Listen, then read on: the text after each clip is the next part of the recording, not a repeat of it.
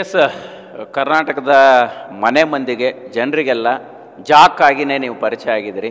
ನಿಮ್ಮ ಲೈಫಲ್ಲಿ ಸಿನಿಮಾ ಅನ್ನೋಂಥದ್ದು ಎಷ್ಟು ಇಂಪಾರ್ಟೆಂಟ್ ಆಗಿತ್ತು? ಮುಂಚೆ ಎಲ್ಲ ಏನು ಕನಸಿತ್ತು ಆರಂಭದಲ್ಲಿ ಸಿನಿಮಾಗೆ ಬರಬೇಕು ಅಂದಾಗ? ಈಗೆಲ್ಲ ಸ್ಟಾರ್ ನಟರ ಜೊತೆಗೆ ಆ್ಯಕ್ಟ್ ಮಾಡ್ತಾ ಇದ್ದೀರಿ. ಜಾಕ್ ಅವ್ರು ಹೇಗೆ ಅನ್ನಿಸ್ತಾ ಇದೆ ಅಂತ? ನಾನು ಮೊದಲನೇ ಪಿಕ್ಚರು ಶಿವಣ್ಣ, ಅದು ಟಗರು. ನನಗೆ ಮೊದಲು ಚಾನ್ಸ್ ಕೊಟ್ಟವ್ರು ಬಂದು ಶ್ರೀಕಾಂತ್ ಸರು, ನಾಗೇಶ್ ಸರು, ಸೂರಿ ಸರು. ಅವ್ರಿಗೆ ನಾನು ಕೃತಜ್ಞತೆಗಳಬೇಕು. ಯಾಕಂದರೆ ನಾನು ಸಿನಿಮಾ ರಂಗಿಗೆ ಬಂದಿದ್ದು ಅವರೇ. ಅದಕ್ಕೆ ಕಾರಣ ಯಾರಂದರೆ ನಮ್ಮ ಆರ್ಯುಧರಾಜು, ನಮ್ಮ ಬಾಸು, ಅವ್ರ ಮಗ ಯುವರಾಜು. ಯಾಕಂದರೆ ಅವ್ರು ನೋಡೋಕೆ ಅವ್ರು ಬಂದೇ ನನಗೆ ಅವರೇ ನಮ್ಮ ಬಾಸೇ ಹೇಳಿದ್ರು, ನಮ್ಮ ಹುಡುಗನಿಗೆ ಒಂದು ಚಾನ್ಸ್ ಕೊಡಬೇಕಾ, ಅವ್ನು ಮಾಡ್ತಾನೆ ಅಂತ.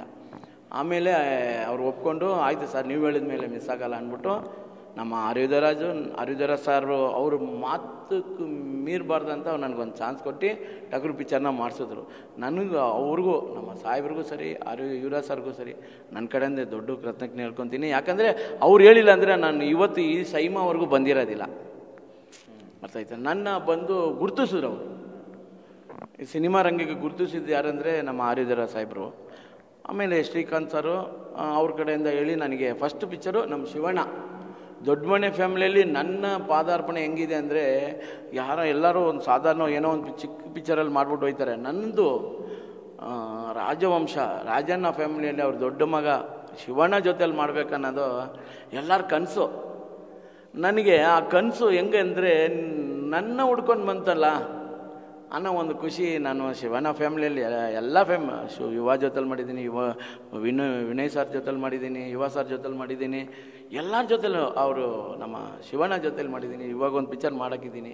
ಈ ಥರ ಆ ಫ್ಯಾಮಿಲಿಯಲ್ಲಿ ನಾನು ಸುತ್ತಿ ಬರೋದು, ಅದು ಒಂದು ಮಟ್ಟದಲ್ಲಿ ತುಂಬ ಖುಷಿ ಆಯಿತು ನನಗೆ. ಓಕೆ, ಅದಾದ ನಂತರ ಭೀಮಾ ಸಿನಿಮಾದಲ್ಲಿ ಮಾಡಿರುವಂತಹ ಪಾತ್ರ ನಿಮ್ಮ ಲೈಫಲ್ಲಿ ತುಂಬ ಟರ್ನಿಂಗ್ ಪಾಯಿಂಟ್ ಆಯಿತು. ಅದಾದ ನಂತರ ಹೇಗೆ ಈಗ ಯಾವೆಲ್ಲ ಸಿನಿಮಾಗಳನ್ನು ಮಾಡ್ತಾ ಇದ್ದೀರಿ, ಎಷ್ಟು ಬ್ಯುಸಿ ಆಗಿದ್ದೀರಿ ಅಂತ? ಸರ್, ಸುಮಾರು ಒಂದು 7-8 ಪಿಕ್ಚರ್ ಮಾಡ್ತಾಯಿದ್ದೀನಿ ನಾನು. ಇವಾಗ 8-10 ಪಿಕ್ಚರ್ ಇದೆ ನನ್ನ ಕೈಯಲ್ಲಿ. ಇವಾಗ ನೋಡಿ, ನಾಳೆಯಿಂದ ಶುರು. ಮೈಸೂರು ಇದೆ, ಇಲ್ಲಿದೆ, ಎಲ್ಲ ಸುತ್ತಲೂ ಮಾಡ್ತಾನೆ ಇರಬೇಕು. ಅಷ್ಟೊಂದು ಬ್ಯುಸಿಯಾಗೇ ಇದ್ದೀನಿ. ಬ್ಯುಸಿಗೇನು ಕಡಿಮೆ ಇಲ್ಲ, ಸಖತ್ ಬ್ಯುಸಿಯಾಗೇ ಇದ್ದೀನಿ. 10 ಪಿಕ್ಚರ್ ಮಾಡ್ತಾಯಿದ್ದೀನಿ ಸರ್. ಯಾವ ಥರ ಅಂದ್ಕೊಂಡಿದ್ರೆ ಹಿಂಗೆಲ್ಲ ಒಂದಿಷ್ಟು ಅವಕಾಶ ಸಿಗುತ್ತೆ, ಹೀಗಾಗ್ತೀನಿ ಅಂತ? ಅದೇ ಹೇಳಿಲ್ವಾ, ಎಲ್ಲರಿಗೂ ಒಂದು ಕನಸಾಗಿರುತ್ತೆ. ಅದು ನನಗೆ ನಮ್ಮ ಸಾಯಿರ ಮುಖಾಂತರ ಹುಡ್ಕೊಂಡು ಬಂತು. ನಾನು ಅವ್ರ ಜೊತೆಲಿ ಇರೋದ್ರಿಂದ ಅಲ್ಲಿ ಹೋಗುವಾಗ ಅವ್ರು ನನ್ನ ಹುಡ್ಕೊಂಡು ಬಂತು. ಅವ್ರಿಗೂ ನಮ್ಮ ಭೀಮಾ ಪಿಕ್ಚರ್ ಪ್ರೊಡ್ಯೂಸರ್ಗೂ ನಾನು ಥ್ಯಾಂಕ್ಸ್ ಹೇಳಬೇಕು. ನನ್ನ ಮಾಡಿದಂಥ ಎಲ್ಲ ನಿರ್ದೇಶಕರುಗಳಿಗೂ ಮತ್ತು ಎಲ್ಲ ನಿರ್ಮಾಪಕರಿಗೂ ಕೂಡ ನನ್ನ ಕಡೆಯಿಂದ ಒಂದು ಕೃತಜ್ಞತೆ ಹೇಳ್ಕೊತೀನಿ. ಯಾಕಂದರೆ ಮುಂಬರುವ ಪಿಕ್ಚರ್ಗಳು ಕೂಡ ಈ ಥರ ಅವಾರ್ಡ್ ಸಿಗೋಕ್ಕೆ ಒಂದು ಚಾನ್ಸ್ ಇರುತ್ತಲ್ಲ, ಅದರಿಂದ ಅವ್ರು ಕೂಡ ನಾನು ಒಂದು ಥ್ಯಾಂಕ್ಸ್ ಹೇಳ್ಕೊತೀನಿ. ಯಾವ ಥರ ಕಲಾವಿದರಾಗಬೇಕು ಅಂತ ನಿಮಗೆ ಅನಿಸಿದ್ದು ಫಸ್ಟ್ ಯಾವಾಗ? ಈಗ ಒಂದು ರೀತಿಯ ಫುಲ್ ಬ್ಯುಸಿಯೆಸ್ಟ್ ಆರ್ಟಿಸ್ಟ್ ಆಗ್ತಾ ಇದ್ದೀರಿ. ಸೊ ಯಾವಾಗ ಅನಿಸಿತ್ತು, ಯಾರು ಇನ್ಸ್ಪಿರೇಷನ್ ಲೈಫಲ್ಲಿ ಆ್ಯಕ್ಟಿಂಗ್ ಮಾಡ್ಬೇಕನ್ನೋದಕ್ಕೆ ಅಂತ? ಸರ್, ನನ್ನ ಕಲಾವಿದನೇ ಅಲ್ಲ, ನಾನು ಒಂದು ರಾಜಕೀಯ ವ್ಯಕ್ತಿ. ಅದೇ ಹೇಳಿಲ್ವ, ನಮ್ಮ ಆರ್ಯುಧರಾಜ್ ಸಾಹೇಬ್ರ ಜೊತೆಲಿ ಇರೋದ್ರಿಂದ ಅಲ್ಲಿ ಬಂದು ನನ್ನ ಕರೆದು ನನ್ನಲ್ಲಿರೋ ಯಾವುದೋ ಒಂದು ಅವ್ರಿಗೆ ಇಷ್ಟ ಆಗಿ ನನ್ನ ಮಾಡ್ಬೇಕಂತ ಅನಿಸೋ ಮಾಡಿದ್ರು. ನಾನು ರಾಜಕೀಯ ವ್ಯಕ್ತಿ, ನಾನು ಕಲಾವಿದನೇ ಅಲ್ಲ. ಇವಾಗ ಸದ್ಯಕ್ಕೆ ಸ್ವಲ್ಪ ಸುಧಾರಿಸ್ಕೊಂಡಿದ್ದೀನಿ, ಮಾಡಿದ್ದೀನಿ. ಅವಾರ್ಡ್ ಸಿಕ್ಕೋ ಥರ ಮಾಡಿದ್ದೀನಿ ಅಂದರೆ ಜನ ಒಪ್ಕೊಂಡವ್ರೆ. ನಮ್ಮ ಕರ್ನಾಟಕ ಜನಕ್ಕೆ ಎಷ್ಟು ನಾನು ಕೃತಜ್ಞತೆ ಹೇಳಿದ್ರು ಕೂಡ ಸಾಲದು.